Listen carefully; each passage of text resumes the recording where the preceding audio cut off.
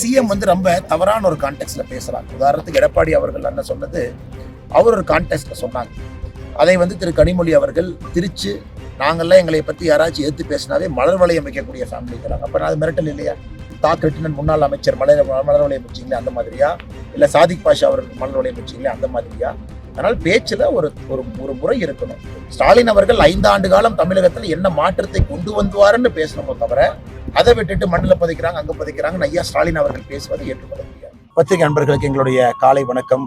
உதகமண்டலம் சட்டமன்ற தொகுதியில இந்த முறை தேசிய ஜனநாயக கூட்டணி சார்பாக பாரதிய ஜனதா கட்சி போட்டியிடுகின்றது. எங்களுடைய அற்புதமான வேட்பாளராக அண்ணன் போஜராஜன் அவர்கள் களத்தில் நின்று கொண்டிருக்கின்றார்கள். கடந்த முறை உங்களுக்கு தெரியும், சில ஆயிரம் வாக்கு வித்தியாசத்தை தான் இங்க வெற்றி வாய்ப்பை நம்ம இழந்தோம். அதன் பிறகு 5 ஆண்டு காலம் மிக கடுமையாக உழைத்திருக்கின்றோம். அனைத்து இந்திய அண்ணா திராவிட முன்னேற்ற கழகத்தினுடைய தலைவர்கள் தொண்டர்கள் எல்லாம் முழு ஒத்துழைப்பை நல்கி இந்த முறை நிச்சயமாக உதகமண்டலத்துல போஜராஜன் அவர்களுக்கு வெற்றி வாய்ப்பு கிடைக்கும் என்று முழுமையாக நாங்கள் நம்புகின்றோம். காரணம், மக்கள் தன்னெழுச்சியாக காங்கிரஸுக்கு 2 முறை இங்க கொடுத்து பார்த்தாங்க. எந்த விதமான வேலையும் அடிப்படை வேலையும் செய்யல. மறுபடியும் திரும்ப அதே கட்சி எந்த வேலையும் செய்யாம இன்னைக்கு திராவிட முன்னேற்ற கழக கூட்டணியில கூட ஒரு பிளவோடு இருக்கிறது. அதனால இந்த முறை வெற்றி வாய்ப்பு எங்களுக்கு தான். ஏன்னா மக்களுடைய அன்பு எங்க பக்கம் இருக்கு.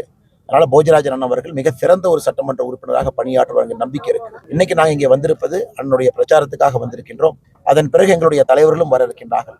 மத்திய அமைச்சர் திரு பியூஷ் கோயல் அவர்களும் கூட உதகமண்டலத்துக்கு வர இருக்கிறாங்க. எங்களுடைய மூத்த தலைவர்களும் ஊட்டிக்கு வர இருக்கிறாங்க. அதனால் இதை இந்த பத்திரிகை நண்பர்களுக்கு இந்த நேரத்தில் தெரியப்படுத்துகின்றோம். கேள்விகள் இருக்கும், கேளுங்கன்னா பதில் சொல்லணும். அசாம் புதுச்சேரி முடிஞ்சது, தமிழ்நாட்டு கலவை எப்படிங்க? ஆனா இன்னைக்கு புதுச்சேரி பாத்தீங்கன்னா ஒரு 89% வாக்குப்பதிவு, 89.67 கிட்டத்தட்ட 90% வச்சுக்கோங்கன்னா.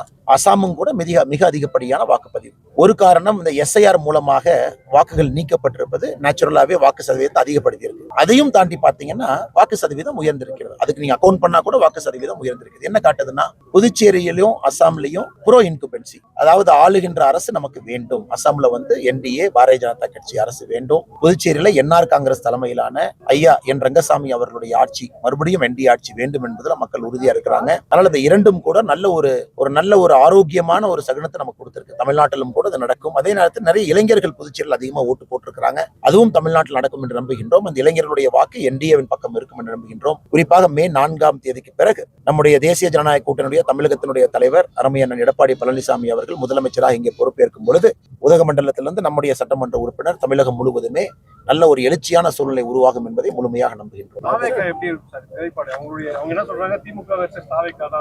அவங்க அரசியல வரக்கூடிய எல்லா கட்சியும் அப்படித்தாங்கன்னா சொல்லுவாங்க. அண்ணன் சீமான் அவர்களும் அப்படித்தாங்கன்னா சொல்றாங்க. தவறு கிடையாது, அவங்களுடைய பார்வை அது.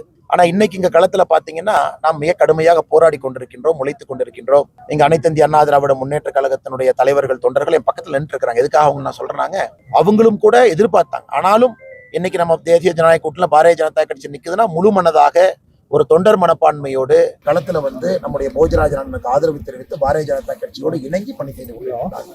இது மற்ற கட்சியில் நான் பார்க்கலீங்கன்னா, மற்ற ராகுல் காந்தி பாத்தீங்கன்னா கோயம்புத்தூர் ஏர்போர்ட்டுக்கு பாலக்காட்டுல இருந்து டெல்லி போறாரு. ஆனா ஏர்போர்ட் இருப்பதே ஒரு காங்கிரஸ் வேட்பாளருடைய தொகுதி, கவுண்டம்பாளையம் தொகுதி. வெளியே பிரச்சாரம் கூட பண்ணது. புதுச்சேரியில ராகுல் காந்தி அவர்கள் பிரச்சாரத்துல ஸ்டாலின் என்கின்ற பெயரே சொல்லல. ஐயா ஸ்டாலின் அவருடைய பிரச்சாரத்துல ராகுல் காந்தி என்கின்ற பெயரே சொல்லல. இதெல்லாம் பார்க்கும் பொழுது அவங்க கூட்டணிக்குள்ள எவ்வளவு குழப்பம் இருக்குன்னு நமக்கு தெரியும். நம்ம கூட்டணி ஒற்றுமையாக அணிவகுத்து ஓரணியில் இருக்கின்றோம். அதே போல தமிழக வெற்றி கழகமாக இருக்கட்டும், அண்ணன் சீமான் அவர்களாக இருக்கட்டும் களத்துல இருக்கிறாங்க.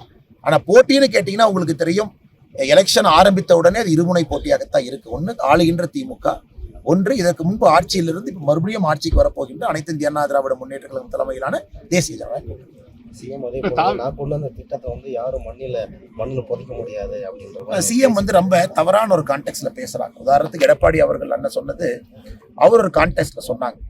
அதை திரு கனிமொழி அவர்கள் திரிச்சு, நாங்கள்லாம் எங்களை பத்தி யாராச்சும் எடுத்து பேசினாவே மலர் வளையம் வைக்கக்கூடிய ஃபேமிலிங்கிறாங்க. அப்ப அது மிரட்டல் இல்லையா? திரு எடப்பாடி பழனிசாமி என்னுடைய கருத்தால நீங்க பேசுங்க.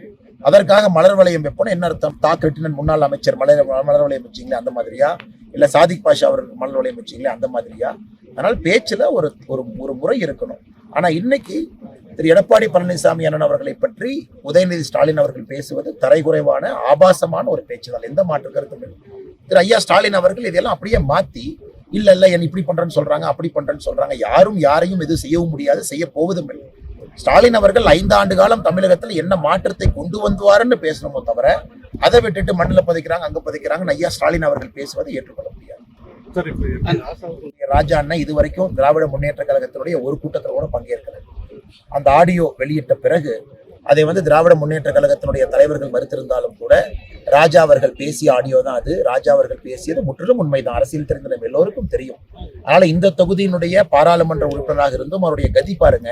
ஒரு பிரச்சாரத்துக்கு கூட ராஜா அவர்களை வர முடியாம முடக்கி வச்சிருக்கிறாங்க. நட்சத்திர பேச்சாளர் ஒரு பட்டியலில் பேர் இருக்கு.